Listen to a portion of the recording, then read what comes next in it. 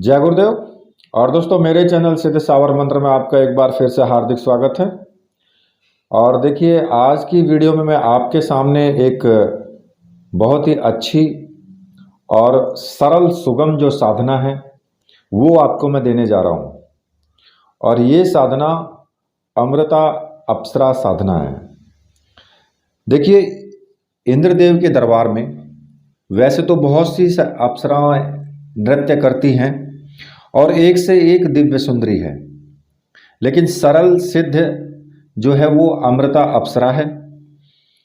इनकी जो साधना है वो परम सात्विक है। एक रूप से इनकी साधना देखिए, कहने के लिए तो व्यक्ति 11 दिन 21 दिन की भी बोलते हैं, लेकिन 41 दिन तक ये साधना करनी चाहिए।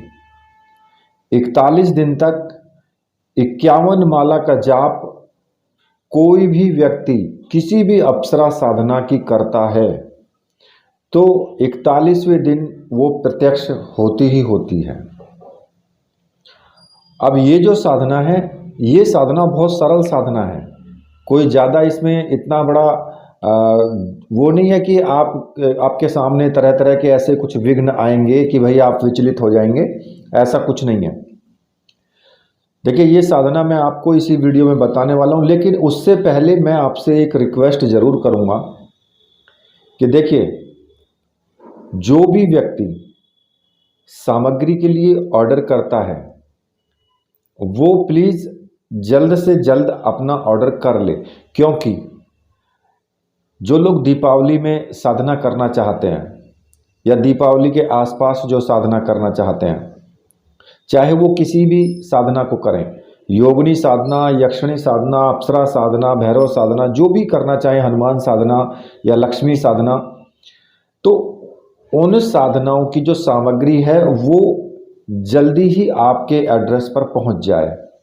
क्योंकि कम से कम जब आप ऑर्डर करते हैं तो कम से कम 10 से 12 दिन का टाइम लग जाता है आपके पास सामग्री पहुंचने में। तो इसलिए अब अगर आप 2 दिन पहले ऑर्डर करेंगे तो 100% बात है कि सामग्री आपके पास में जल्दी से नहीं पहुंचेगी। और धनतेरस से पहले ही आपके पास पहुंच जानी चाहिए, क्योंकि नहीं तो फिर सरकारी छुट्टियां भी पड़ जाती हैं, तो इसलिए छुट्टियों में काम वैसे भी नहीं होता है। तो इसलिए मैं आपसे पहले ही बोल रहा हूं कि बाद में मुझसे मत कहना कि जी मेरी सामग्री टाइम पर नहीं पहुंची। अगर आप साधना करना चाहते हैं, आप मेरे कांटेक्ट में हैं, तो पहले ही आप मंगा लीजिए, ठीक है। अब रही बात दूसरी कि जो लोग मैसेज करते हैं, कृपया करके मैसेज बहुत छोटा करें। छोटा मैसेज, अपनी बात को बताएं। अगर किसी की बात फ़ोन पर नहीं हो पा रही है, क्योंकि मैं भी बिजी चल रहा हूं, कि कहीं अगर बात नहीं हो पाती है तो अपना ऑडियो मैसेज मुझे छोड़ सकते हैं, आपको उसका जवाब ज़रूर मिल जाएगा। अब क्या करते हैं कि मैसेज कर देंगे और कहेंगे जी गुरुजी बात करनी है, बस बात उनकी कुछ नहीं। तो कहने का मतलब ये है, उससे क्या होगा कि टाइम वेस्ट ही होगा। तो इसलिए ऑडियो मैसेज छोड़ दें। और देखिए, जब आप खुला देखें मैसेज मेरा इंटरनेट, तो फिर आप कॉल भी करते हैं तो मैं उठाता भी हूँ, ऐसा नहीं है कि उठाता नहीं हूँ, बिल्कुल भी। अगर कहीं बिजी हूँ तो फिर आपको मैं नहीं उठा पाता हूँ आपका कॉल। खैर, अब मैं आपको इस साधना के विषय में आपको बता देता हूँ। देखिए, इस साधना के लिए आपको मुख्य रूप से जो सामग्री की आवश्यकता होगी वो एक तो अप्सरा यंत्र आपको चाहिए, अप्सरा माला, एक रक्षा माला जो कि जाप के वक्त आपके गले में धारण करके आपको रखनी है। जब तक आप जाप करेंगे तब तक वो आपके गले में रहेगी, उसके बाद उतार करके और अपने पूजा घर में ही रख दें। और एक सम्मोहन गुटिका, जो कि पूजन करना है आपको, और अप्सरा को सम्मोहित करने के लिए ही वो सम्मोहन गुटिका रखी जाती है। ये चारों सामग्रियां मंत्र सिद्ध और प्राण प्रतिष्ठा युक्त तो होनी चाहिए। अगर आपको ऐसी सामग्री चाहिए तो आपको मैं व्हाट्सएप नंबर दे रहा हूं वीडियो के अंदर ही, वहां से मुझे आप व्हाट्सएप कर सकते हैं और वो सामग्री आप प्राप्त कर सकते हैं। आपको सामग्री मिल जाएगी। लेकिन अगर आप साधना करना चाहते हैं दिवाली के आसपास, तो जल्दी ही आप अपना ऑर्डर करें, वरना नहीं तो फिर जल्दी से आपको सामग्री नहीं मिल पाएगी। आपको निराश होना पड़ जाएगा वरना फिर।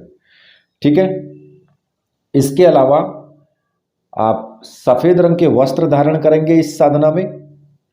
और जो आपका कक्ष है, साधना कक्ष अपने घर में ही करेंगे, एकांत रूम में या अपने पूजा घर में। जब तक साधना करेंगे तब तक कोई भी उस साधना कक्ष के अंदर प्रवेश किसी को नहीं करना है, और किसी को ये साधना आपको बतानी नहीं है कि मैं फलानी साधना कर रहा हूँ। किसी को भी अपने अनुभव नहीं बताने हैं कि मुझे ये अनुभव साधना में हो रहे हैं। देखिए, श्वेत वस्त्र धारण करेंगे। किसी भी शुक्रवार से ये साधना आप शुरू कर सकते हैं, शुक्ल पक्ष के शुक्रवार से। ठीक है, इस साधना में जो साधना कक्ष है वो आपका सुंदर सुसज्जित होना चाहिए। घी का एक दीपक इसमें प्रज्वलित करेंगे और पूर्व दिशा या उत्तर दिशा की तरफ मुख करके आपको ये साधना करनी है। आसन आपका किसी भी रंग का ले लेना, केवल काले रंग का ना हो, चाहे लाल हो, पीला हो, सफ़ेद हो, कैसा भी हो। सामने जो चौकी आपकी रहेगी उस चौकी पर सफ़ेद रंग का कपड़ा बिछा लें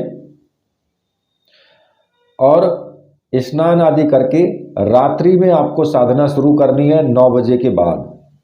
और जिस दिन पहले दिन साधना शुरू करोगे रोज उसी टाइम पर ही आपको साधना शुरू करनी है। ऐसा नहीं कि एक दिन 9 बजे शुरू कर दी, दूसरे दिन 10 बजे कर रहे हैं और तीसरे दिन पता लगा तो 8 बजे ही चालू कर दी, तो ऐसे नियम भंग होता है। ठीक है, तो इस प्रकार से आप नियम भंग नहीं करेंगे।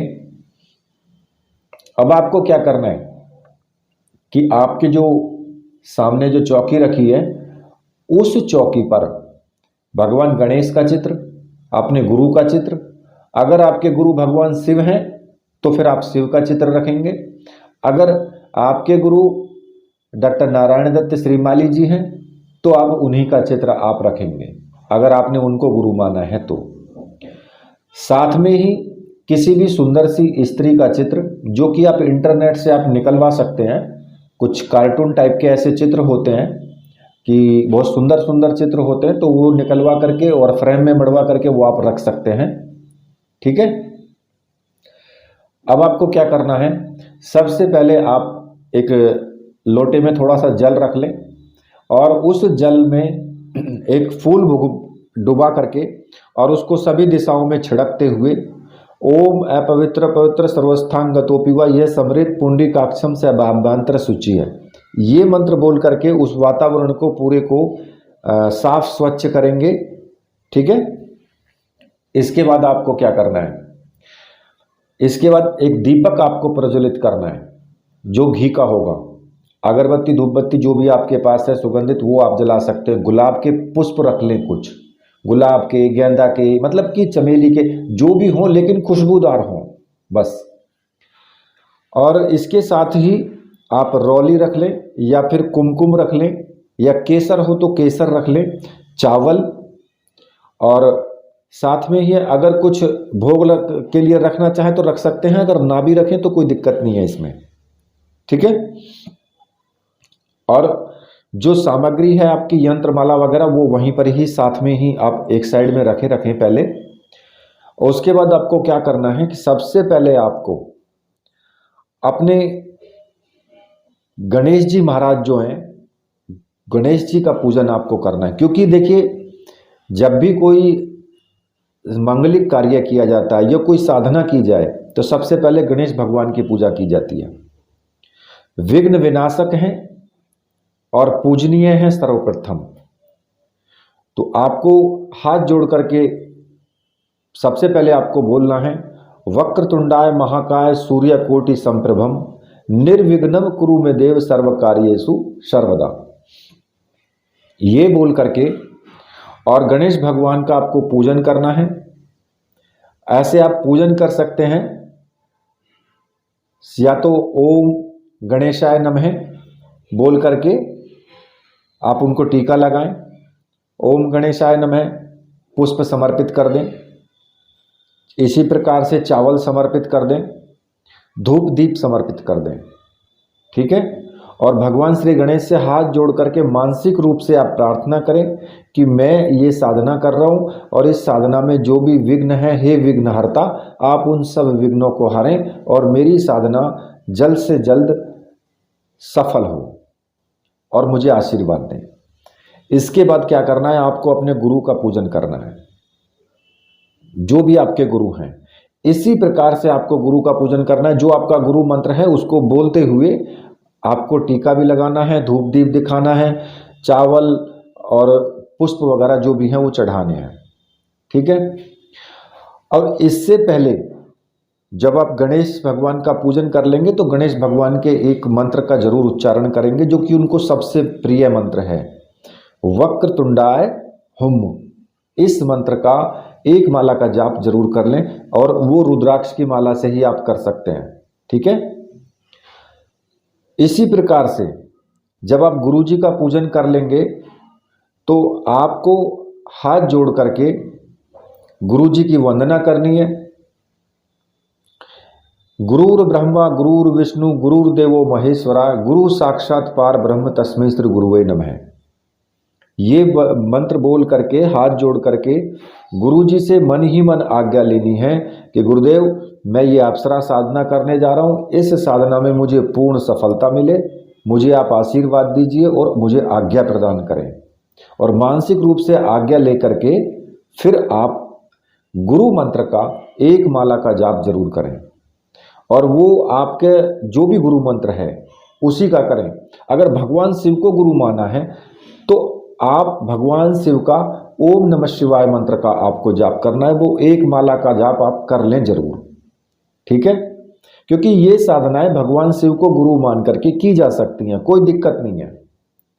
और अगर आप भगवान शिव को गुरु मान करके करते हैं तो प्रतिदिन 11 माला सुबह के टाइम, सुबह जो आप पूजा अर्चना करते हैं तो सुबह के टाइम में 11 माला प्रतिदिन ओम नमः शिवाय मंत्र का आपको जाप जरूर करना चाहिए। जब आप इतना कार्य कर लेंगे, गणेश भगवान का पूजन हो जाएगा, गुरुजी का पूजन हो जाएगा, गुरुजी के मंत्र का जाप हो जाएगा। ठीक है। उसके बाद आपको अपने उल्टे हाथ में थोड़े से चावल लेकर के एक रक्षा विधान करना है, जो कि बहुत ही तीव्र और तेजस्वी रक्षा विधान है।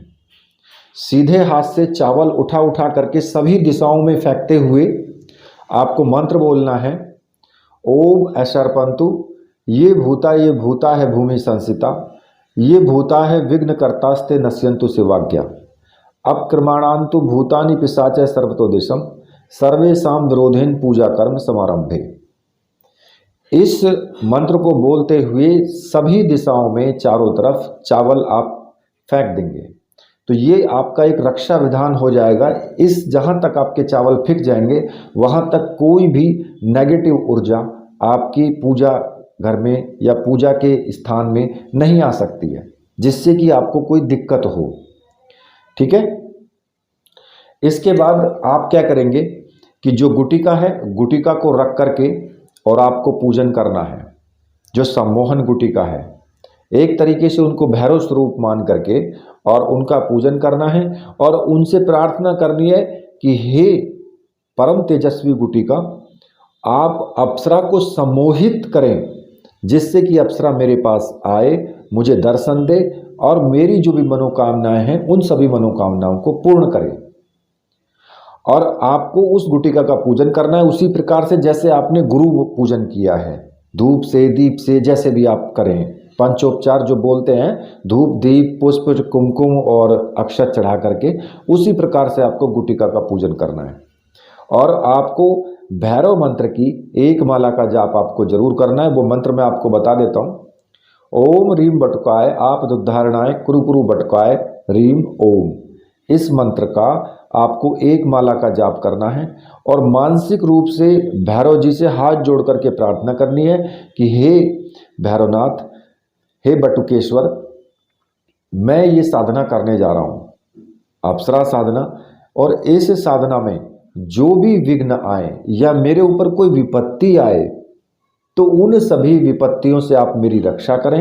आप रक्षक देव हैं, मेरी साधना में मेरी भी रक्षा करें और मेरे सभी प्रकार से जो मेरी साधनाएं खंडित अगर होती है किसी भी प्रकार से, तो उस साधना को खंडित होने से भी बचाएं आप। ठीक है। इस प्रकार से आप भैरव जी का पूजन करेंगे, एक माला का जाप आपको कर लेना है और ये रुद्राक्ष की माला से आप कर लेना, क्योंकि एक ही माला यूज कर लेना इन तीनों में, गणेश मंत्र में, गुरु मंत्र में और भैरव मंत्र में। ठीक है, जब आपका इतना काम हो जाएगा, अब इसके बाद आपको क्या करना है, इसके बाद आपको अप्सरा का पूजन करना है। जो आपने सामने तस्वीर रखी है उस तस्वीर का आपको पूजन करना है। उसके प्रत्येक अंग को छुआ करके आप पुष्प चढ़ाते रहें, या पुष्प की थोड़ी सी पंखुड़ियाँ, एक एक पंखुड़ी ले लें और प्रत्येक अंग को छुआते हुए और वो पुष्प आप चढ़ाएं। ठीक है, इसके बाद जो यंत्र आपने रखा हुआ है आपका, उस यंत्र को किसी भी प्लेट में स्थापित कर लें और उस यंत्र पर 4 कुमकुम से टीका लगाएंगे आप। ठीक है, 4, जो कि अर्थ, धर्म, काम और मोक्ष के प्रतीक होंगे वो टीके जो हैं। और उस पर आपको गंगाजल, थोड़ा सा 1 बूंद गंगाजल डाल देना है।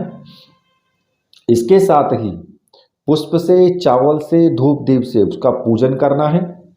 और इसमें आप कोई मंत्र बोल करके का पूजन करने की आवश्यकता नहीं है, आप ऐसे ही पूजन कर लें, नॉर्मल सा काफ़ी है वो। ठीक है, जब आप इतना कार्य कर लेंगे, उसके बाद आपको सीधे हाथ में एक पुष्प रख के, थोड़ा सा जल रख करके और फिर संकल्प लेना है कि मैं, अपना नाम बोलना है, अपने पिता का नाम और अपना गोत्र। ठीक है, और ये भी बोल सकते हो कि कहाँ के आप निवासी हो, ये भी बोल सकते हो कि मैं यहाँ का रहने वाला, मैं अमृता अप्सरा को प्रेमिका रूप में सिद्ध करना चाहता हूँ और अमृता अप्सरा प्रेमिका रूप में सिद्ध हो करके मुझे प्रत्यक्ष दर्शन दे और मेरी सभी मनोकामनाएं पूर्ण करे। या मित्र के रूप में करना चाहते हो तो मित्र के रूप में भी कर सकते हो। ठीक है, 2 ही रूप सबसे अच्छे हैं। अगर कोई ये कहता है कि मैं माता के रूप में करूं, बहन के रूप में करूं, तो साधना सिद्ध नहीं होगी, जल्दी से हो ही नहीं सकती है, क्योंकि आप इतने बड़े योगी नहीं हो कि अगर वो आपके सामने आए और आपको वासनात्मक रूप से प्रलोभन दे तो आप बिल्कुल उसको वासनात्मक रूप में नहीं देखें। क्योंकि अगर आपने माँ के रूप में, बहन के रूप में उसको संकल्प लिया है, तो फिर आपका वासनात्मक रूप में देखना बिल्कुल भी शोभा नहीं देगा और वहीं से साधना खंडित हो जाएगी।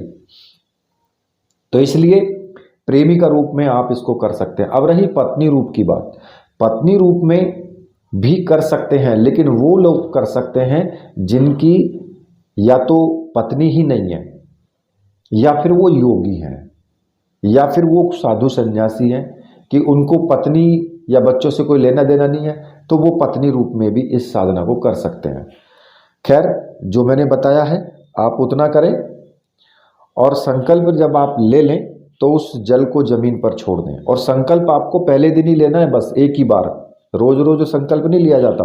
हाँ, जितना पूजन आपने किया है, गणेश पूजन, गुरु पूजन, भैरव पूजन, जो भी आपने किया है वो पूजन तो आपको डेली करना है। अप्सरा का भी आपको डेली पूजन करना है। सिर्फ जो संकल्प है वो सिर्फ एक ही बार आपको लेना है, पहले दिन। अब जितने दिन का आपने संकल्प लिया है कि भाई आप 41 दिन का है, मैं तो कहता हूँ कि 41 दिन लगातार साधना करें और किसी भी अप्सरा की साधना करें। 51 माला अगर प्रतिदिन करते हैं ना तो 100% साधना सिद्ध होगी।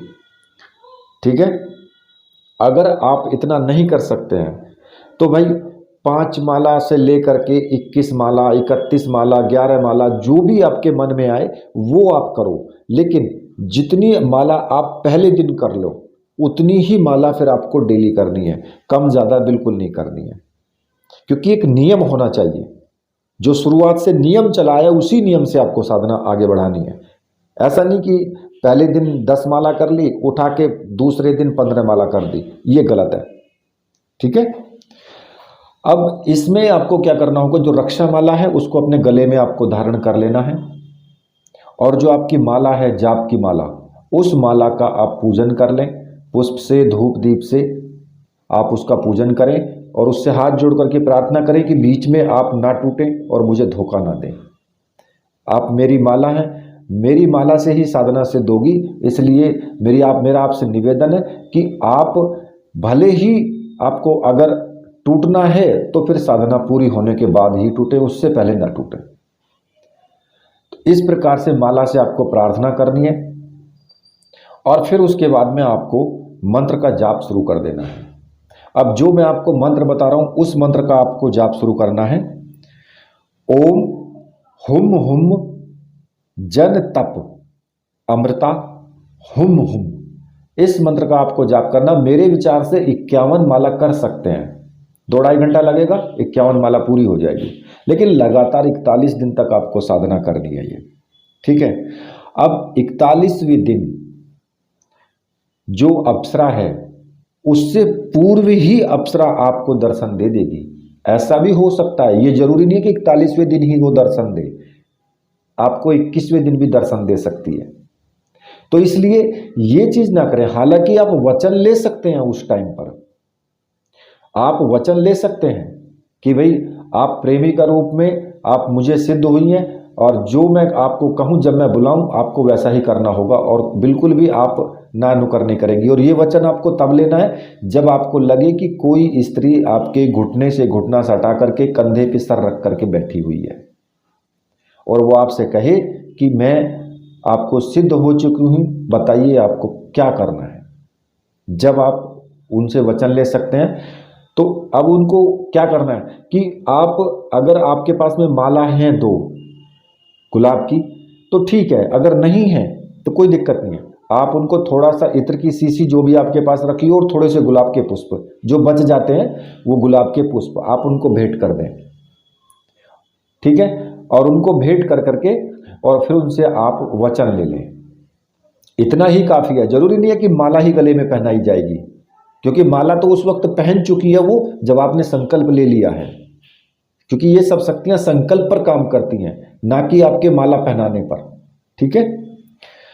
तो जब आप कि अगर 21वें दिन या 31वें दिन ये दर्शन भी दे दे, लेकिन आपको माँ जो अपनी पूजा है, जो आपने संकल्प लिया 41 दिन का, वो आपको 41 दिन तक ही पूरा करना है, ठीक है। साधना पूरी करें।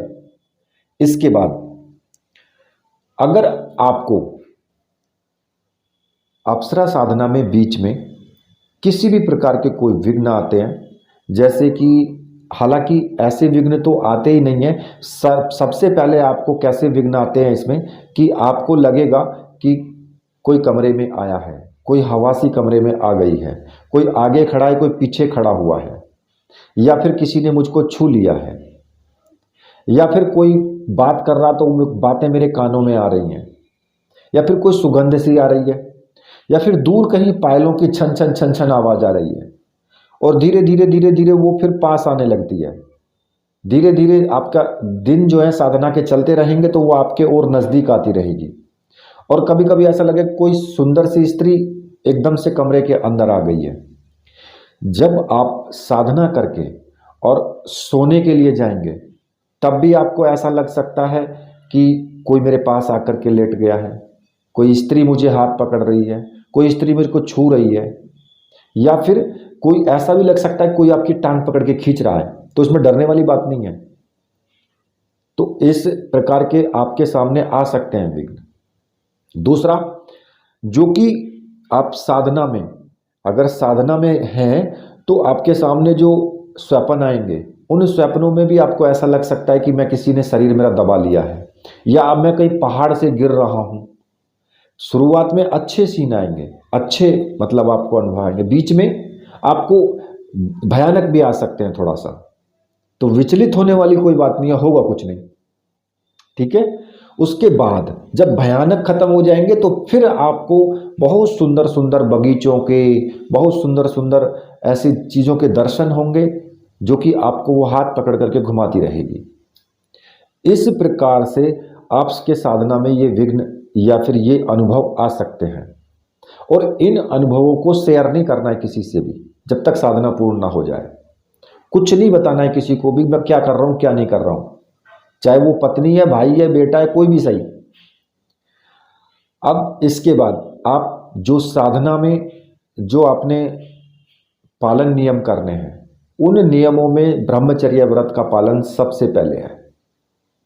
अप्सरा आपको प्रलोभन देगी, किसी स्त्री का फोन आएगा, किसी लड़की का फोन भी आ सकता है, वो आपको प्रलोभन दे सकती है, ऑफर कर सकती है वो कि आपसे वो प्रेम करना चाहती है, या ऐसा भी ऑफर आ सकता है कि वो सेक्स संबंध भी बनाना चाहती है। स्त्री के साथ भी यही काम हो सकता है कि कोई पुरुष भी आ सकता है उनके जीवन में। तो इसलिए बच करके रहें इस विघ्न से, क्योंकि ये सबसे पावरफुल विघ्न होता है जो कि साधना को भंग कर देता है। इसी विघ्न से आपको सबसे ज्यादा बचना है। किसी कीड़े मकोड़े के ऊपर पैर जानबूझ करके ना डालें, फूल को जानबूझ करके अपने आप ना तोड़ें, ये क्योंकि फूल तोड़ना भी अपराध है इनकी नज़र में, अप्सराओं की नज़र में, योगिनियों की नज़र में और यक्षिणियों की नज़र में। स्वयं फूल नहीं तोड़ें बिल्कुल भी, क्योंकि कुछ लोगों की आदत होती है फूल तोड़ा, सूंघ लिया, फेंक दिया, ये गलत है। भोजन जितना खाना है उतना खाएं, बीच में उस भोजन को छोड़ना नहीं है, ये भी इनकी नज़र में गलत होता है। योगिनियाँ अप्सराएं कुपित होती हैं उससे कि अगर आपने थाली में भोजन छोड़ दिया है, जितना लेना है उतना लो, लेकिन उसको पूरा खा लो। चाहे आप दोबारा ले सकते हैं, लेकिन झूठन छोड़े ना, वो नाली में नहीं फेंकना चाहिए। दूसरा कि आप जो आपका ब्रह्मचर्य व्रत है वो मानसिक रूप से भी होना चाहिए, मन में किसी प्रकार का विचार नहीं आना चाहिए ऐसा। और जितना सामाजिक दृष्टि से किसी से ईर्ष्या ना करना, किसी को झूठ, उपद्रव या फिर दूसरी चीजें जो कि सामाजिक दृष्टि से गलत हैं, जिनको लोग बोलें कि भैया ये तुम गलत कर रहे हो, किसी का दिल नहीं दुखाना है आपको, तो इन चीजों का जरूर आपको ध्यान रखना है। ये चीजें बहुत मायने रखती हैं साधना के अंदर। यहीं से आपकी साधना खंडित भी होती है, यहीं से आपकी साधना अपूर्ण भी रहती है। चाहे आप कितना ही मंत्र जाप कर लो, तब भी साधना पूर्ण नहीं होती है। इन चीजों का विशेष ध्यान होता है। साधनाएं साधु सन्यासियों को या फिर जो हिमालय की कंदराओं में रहते हैं उनको जल्दी साधनाएं सिद्ध क्यों हो जाती हैं? क्योंकि वो इसीलिए होती हैं उनको जल्दी सिद्ध। पहली बात तो उनके आसपास कोई व्यक्ति नहीं होता, उनका ब्रह्मचर्य व्रत कैसे खंडित होगा? उनके मन में कोई भावना ही नहीं आती, जब किसी को देखेंगे ही नहीं तो फिर ब्रह्मचर्य व्रत कहाँ से खंडित होगा? उनके पास कोई फोन नहीं होता कि वो उठा करके फेसबुक देखना शुरू कर देंगे। उनके पास सिर्फ क्या होता है? उनके पास सिर्फ मंत्र जाप और अंदर से सिर्फ उसी की भावना, उसी का भाव आना, अपनी साधना में ही डूबे रहना, यही होता है बस, और कुछ नहीं होता। और ना ही वो किसी के साथ बुरा कर सकते, क्योंकि लोग उनके पास है ही नहीं दूसरे, तो फिर बुरा कहां से करेंगे? वो किससे तो झूठ बोलेंगे, किससे ईर्ष्या करेंगे, किससे वो लोभ लालच होगा, उनको कुछ उनके अंदर रहता ही नहीं है। तो इसीलिए उनको साधनाएं ये जल्दी सिद्ध हो जाती हैं। और गृहस्थ व्यक्तियों को समाज में रह करके जो साधना करते हैं उनकी साधना इसीलिए वो जल्दी खंडित भी होती है। तो थोड़ा सा इस पर कंट्रोल रखें, ध्यान रखें इस चीज का, ठीक है? तो ये साधना मैं आपको बताई है, और मैंने ये साधना में आपको पूर्ण रूप से सभी चीजें आपको बता दी हैं। इसके साथ ही मैं वीडियो को अब यहीं पर समाप्त करता हूँ। मेरे साथ बोलिए बोलिए वीर बजरंगबली हनुमान जी महाराज की जय। बोलिए मेरे परमहंस गुरुदेव की जय।